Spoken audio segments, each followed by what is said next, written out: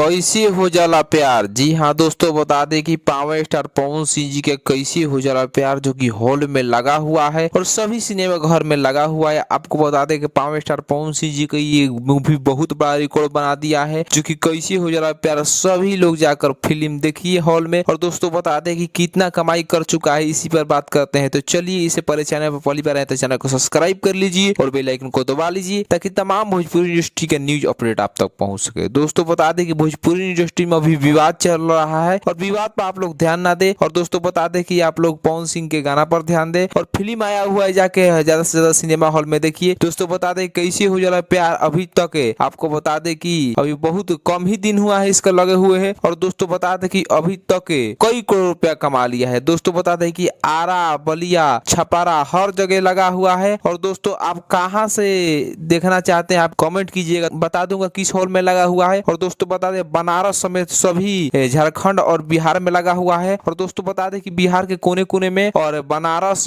और आपको बता दें कि झारखंड में भी लगा हुआ है और यूपी के कुछ शहरों में लगा हुआ है। तो दोस्तों आपको बता दें कि ये 50 करोड़ अभी तक कमा चुका है मूवी। और दोस्तों बता दें कि इस पर ऑडियंस का बहुत प्यार मिल रहा है, तो जाकर ज्यादा से ज्यादा देखिए इस मूवी को और अपने दोस्तों को भी ले जाइए। तो दोस्तों आपको ये खबर जानकर कैसा लगा कमेंट करके प्रतिक्रिया दीजिए। धन्यवाद।